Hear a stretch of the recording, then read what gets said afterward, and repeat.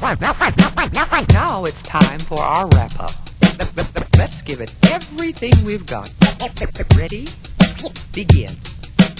Artificial amateurs aren't it all amazing? Analytically, I assault, animate things. Broken barriers bounded by the bomb beat. Buildings are broken, basically I'm bombarding. Casually create catastrophes, casualties, canceling cats got their canopies collapsing. Detonate a diamond tank, daily doing dope. Demonstrations, Don Dada on the down low. Eating other editors with each and every energetic, epileptic episode, elevated etiquette. Furious, fat, fabulous, fantastic. Flurries of funk felt feeding the fanatics. Gift got great, global goods gone glorious. Getting godly in this game with the glorious. Hit 'em high, hella hype, historical. Hey, Holocaust hymns, hear 'em holler at your homeboy. Imitators idolize, I intimidate. In an instant, I'll rise in an irate state. Juiced on my jams like Jericho's. Jocking joints justly, it's just me writing my journals. Kindly, I'm kindling all kinds of King Kong. Karate kick type Brits in my kingdom. Let me live a long life, lyrically lessons is learn. Lame louses just lose to my leverage. My mind makes marvelous moves, masses.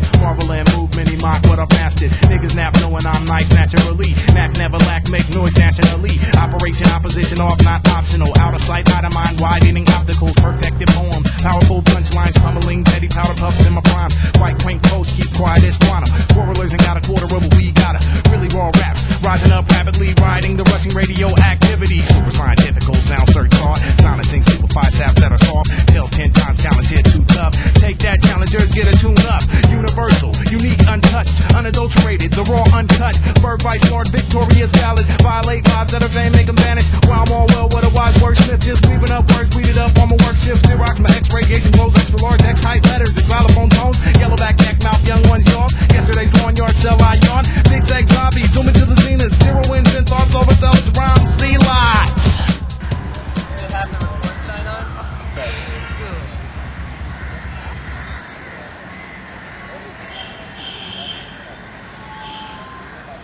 This is me and my, what is it? Sorry? Saro. At the Temple of the Tooth in Kandy.